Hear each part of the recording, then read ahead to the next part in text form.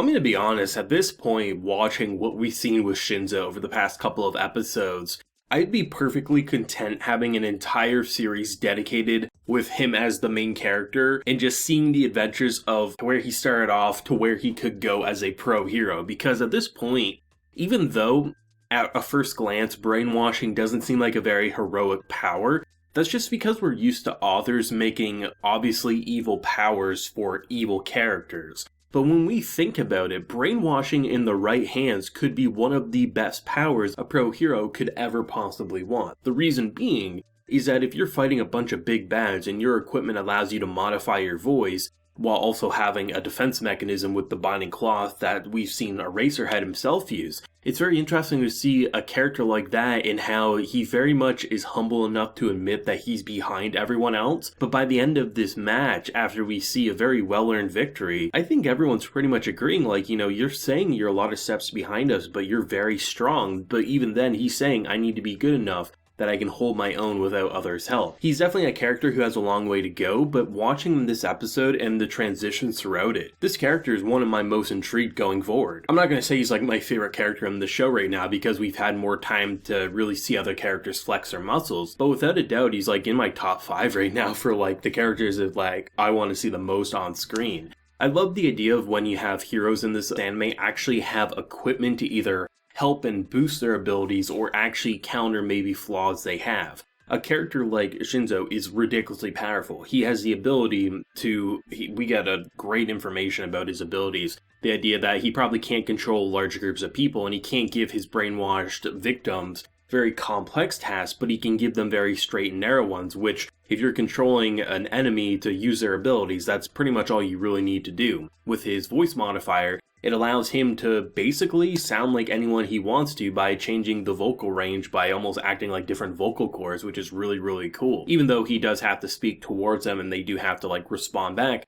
there's definitely weaknesses to his ability without making him like completely broken that he could just look at anyone and control them. There's weaknesses and flaws, but it still makes him ridiculously powerful if he truly does master what he's doing. But the thing that actually I think is the most interesting is the whole binding cloth that someone like Eraserhead uses. Both him and Eraserhead are very strong, but they also have weaknesses. They're more of like either a support or a distance-like fighter. When you get up close and personal with like a giant monkey-looking man coming towards you, how are you supposed to deal with them if they're realizing that you're trying to brainwash them and they're actively kind of pushing you outside their mind? Well, you need to have some sort of weapon or object that allows you to use something as a defense, and a cloth that you can use to rip off pipes to bash each other in the head. I mean, it's a great way to counter it. I love it when an author understands that just because a character is a superhero and they have this superhuman ability, it doesn't mean you can't modify them. I mean, look at Deku's like abilities and stuff like that. He's had plenty of gear to help him not destroy his body, but allow him to tap into the potential that he can harness. That's why I love it when like authors like in Batman or even certain Spider-Man series where he has to build web shooters because he can't naturally create web. It just makes sense to add things to aid with the abilities you have, and it's just so great to see My Hero Academia do it a fair amount with so many different characters.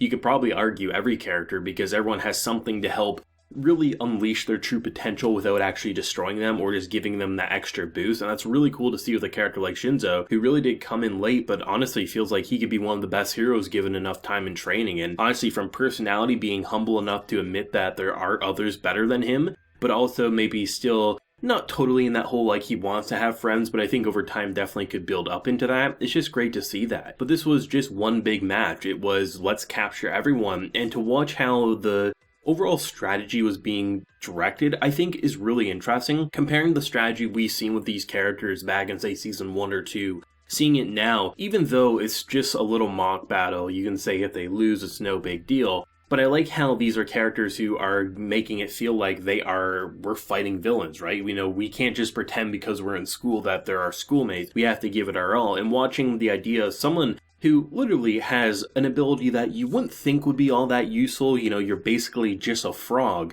But the idea of like this stomach acid and how if you put it on the others, it's going to make you smell like them. So the character who's monitoring all your locations, it just looks like you have 3 frogs hopping towards you. And to see the idea of electricity was really cool. The only thing that felt like maybe the opponents probably didn't think things through enough was they had a little tracker on one of them and they noticed it before our Electro Boy comes in and does the whole shocking maneuver. I'm surprised he didn't like rip it off right then and there, but even if he did, it probably wouldn't change too much. But I like the idea of how, even though the vines would be able to kind of condense him, he wouldn't be able to use too much electricity, he can direct it directly towards his object, and just the whole combination of using obviously the voice modification, the electricity, to even just stomach acid. It just felt like a really cool plan that used everyone's talents in the best possible way. And the whole idea that you have one character who's like actually freaking out trying to say, hey, you know, we have to do this or that, and another who's refusing to talk because at that point, who can you really trust voice? I like that a lot, especially considering like towards the end before they actually lost, you're hearing like this frantic plea for help, like behind you, behind you, behind you. I didn't even think to myself that it wasn't our boy just trying to modify his voice. I was like, oh, that's because, you know, Shinso's panicking. He's a newbie. He doesn't know what he's doing. He's probably just in the moment just trying to throw anything and see what sticks, and to actually see just the actual ally come in and smash him is just really cool, and it felt like a really well-earned victory. And I love how Deku throughout the entire thing is just taking notes, being like, you know, without a doubt, the reason Shinso shined so much was because his team brought out his potential, but it doesn't take away from the fact that this kid has a lot of potential, and I mean, with enough training with teammates, eventually he could get to the point that he could probably deal with most opponents by himself. But without a doubt, Shinso, I feel like, is the type of character that with a good partner, with a good sidekick, could be one of the most unstoppable forces out there. If he's teamed up with a sidekick who's very much up close and personal type combat, and obviously Shinso's the more support but can do combat need be, that would be a devastating duo. And there's certain characters you look at and you say, would duos really work, or would they work better in maybe a multi-group? Shinso feels to me like a great duo character. In a lot of ways, I don't know if I'm the only one thinking this, Deku and Shinso could make a ridiculously powerful team. Deku's a character who has insane up-close physical abilities. Shinso has that modification and brainwashing ability. They could be some of the best heroes combination-wise ever, and I'm curious if we'll ever get to see something like that. Either way, he's a character who would naturally mesh well with a lot of characters, even other support characters, given enough training and preparation.